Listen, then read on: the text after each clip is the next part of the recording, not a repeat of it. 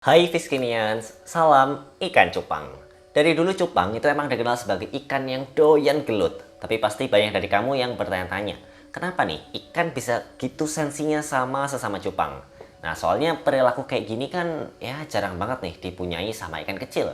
Mungkin kalau ikan besar kayak cana atau predator lainnya bakalan biasa aja gitu, karena memang mungkin tensinya seperti itu. Tapi kalau ikan cupang yang mungkin sebesar telunjuk ya, mungkin segini doang, kok bisa ya? Nah, kenapa ikan kecil kayak gini betah banget berseteru dan gelut satu sama lainnya? Kenapa ikan cupang jantan suka berantem? Ada banyak alasan kenapa ikan garang itu suka gelutin satu sama lain. Tapi sejarah di balik ikan cupang, kenapa bisa begitu agresif, udah sejak hadirnya berapa abad lalu. Nah, cupang itu awalnya ditemukan di Asia Tenggara pada tahun 1800-an. Mereka dibawa sama para warga dari habitat aslinya di sawah dan genangan air kota, setempat yang sama mereka itu dijadikan hasil ladang. Nah, ikan cupang dan agresinya mereka membuat banyak orang tertarik buat pelihara ikan ini. Nah, termasuk orang-orang yang hidup di era pertama cupang ditemuin. Karena galak dan banyak orang yang suka mempertandingkan ikan ini untuk saling melawan jenisnya sendiri. Nah, justru kegalakannya itu dibuat untuk tarung gitu ya. Nah, karena seru, banyak juga yang taruhan nih materi ya, secara materi entah mungkin duit atau apa, termasuk mungkin rumah. Mungkin kalau rumah mungkin terlalu berlebihan gitu ya. Dari situ cupang itu jadi semakin valuable untuk dipelihara. Beberapa orang ada yang secara khusus membiarkan mereka untuk dilatih biar jadi galak nih dan menangin pertandingan. Nah ini nih. Terus pertandingan cupang itu jadi makin banyak ya, ada di sana, di sini, di sana, sini. Jadi kayak menular gitu ya satu sama lain. Itu yang bikin orang jadi semakin fanatik gitu. Nah, Raja Siam itu ngelihat nih peluang ini. Nah, karena itu perputaran uang lomba itu semakin besar, sampai akhirnya dia mengenakan pajak ya buat setiap orang yang mau tanding cupang. Ya, jadi ada perputaran uang di situ bisa dimanfaatkan oleh si Raja Siam ini. Nah, perilaku agresif dalam genetik cupang masih ada sampai sekarang. Di era cupang udah nggak lagi disuruh berantem dan lebih banyak dinikmati sebagai ikan hias. Nah, ikan cupang nggak akan selalu bertarung sampai mati. Sebagai besar cupang itu nggak mau melukai sampai mendekati titik itu. Kecuali mereka itu telah diternak khusus secara selektif buat disiapkan sebagai ikan agresif. Jadi tergantung dari merekanya ya.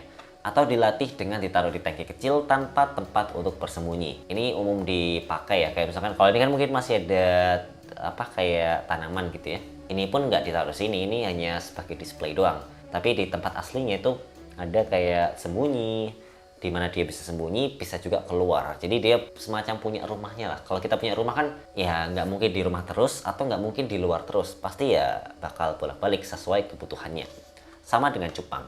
Nah, cupang ini juga apa ya, sering merusak sisi, terus ada insang dan ekor lawannya dengan menggigit lawannya yang meronta-ronta. Nah, tapi luka-luka itu bersama dengan infeksi yang disebabkan oleh stres. Dan itu bisa membunuh cupang setelah berkelahi. Jadi bisa dibilang efeknya cukup fatal ya. Banyak pihak dari Lembaga Perlindungan Hewan menganggap pertandingan adu cupang itu memanglah hal yang kejam dan masuk ke dalam kekerasan kepada binatang.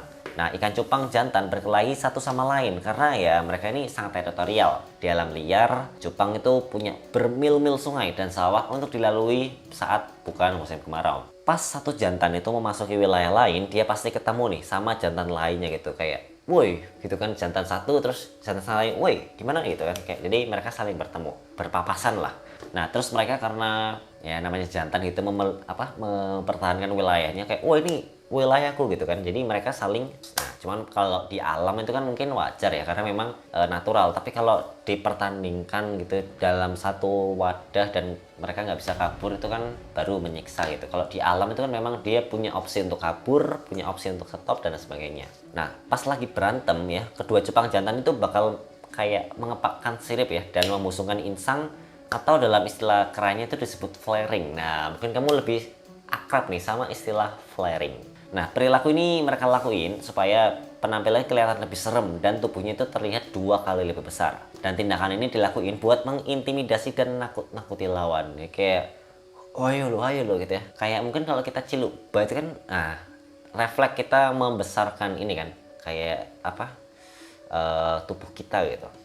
Nah, itu barulah mereka tuh kayak berantem dan saling menggigit salah satu ikannya sampai mundur gitu ya.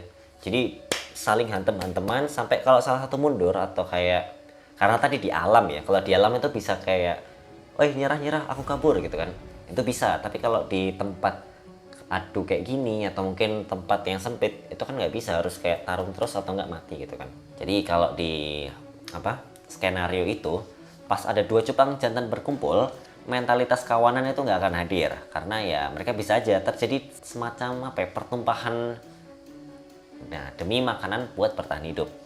Jadi jika dua cupang jantan bertemu satu sama lain di alam liar, keduanya akan melebarkan siripnya dan membusungkan insangnya agar terlihat sebesar mungkin, atau disebut dengan flaring tadi.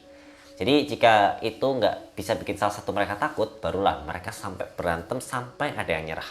Nah, dalam kebanyakan kasus, pertarungan cupang dapat berlangsung beberapa menit, atau ada juga yang berlangsung cepat, karena lawannya langsung KO, itu ada juga ya. Nah, perkelahian akan berlangsung lebih lama pada cupang yang telah dibiarkan secara selektif, khusus buat diadu, dan biasanya berakhir dengan satu cupang terluka parah atau mati.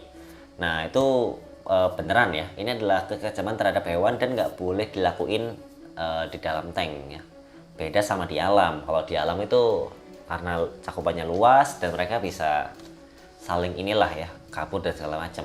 Cupang jantan juga akan saling bertarung untuk melindungi sarang dan telurnya. Nah, pas cupang jantan siap untuk kawin, dia akan meniup banyak gelembung di permukaan air dan menciptakan apa yang disebut sarang gelembung.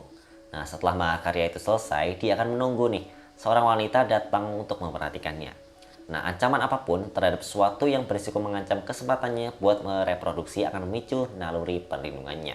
Ikan cupang yang jantan tentunya itu nggak cuma berantem sama jantan doang ya, karena ya emang ikan ini punya sifat gelut yang mendarah daging gitu. Jadi mereka itu juga punya perilaku sama kecupang betina juga. Waduh, jadi kayak nggak tebang pilih ya, semua disikat. Nah, semua yang menghalangi jalannya itu bakal disikat. Karena ya ikan cupang jantan juga menyerang betinanya gitu.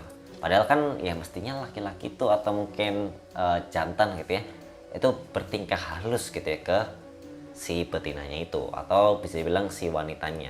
Ikan cupang jantan dan betina akan saling bertarung juga gitu. Wah, kok bisa ya? Nah, mereka ini kayak nggak boleh nih ditempatkan bersama kecuali selama sesi kawin dan bakal segera dipisahkan setelahnya. Jadi setelah kawin terus udah gitu ya. Nah, biasanya ikan betina itu bakal makan telur selama pemijahan.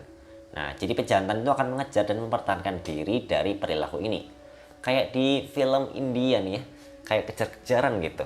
Nah, di sisi lain, ikan pejantan lah yang menempatkan telur di sarang dan merawatnya hingga menetas. Nah, mereka ini akan melakukan apapun termasuk bertaruh nyawa nih untuk melindungi keturunan mereka. Walau suka gelut sama pasangannya, ikan jantan adalah contoh bapak yang melindungi anak-anaknya. Jadi laki-laki dan perempuan umumnya berkelahi karena alasan yang sama. Ikan cupang laki-laki bakal berantem sama laki-laki dan perempuan juga bertengkar sama perempuan lain. Soalnya ikan cupang adalah ikan cupang petarung teritorial dan tidak hidup sesama dengan bantuan orang lainnya. Nah, jadi kasus terbesar yang bikin ikan cupang berantem adalah masalah teritorial dan masalah proses kawin. Kalau kamu awal tahu tentang ini, kira-kira gimana nih? Senanggap kamu pas awalnya, oh iya, aku kira berantem karena apa gitu. Nah, coba tulis di kolom komentar. Sampai jumpa di video-video Fiskinian berikutnya.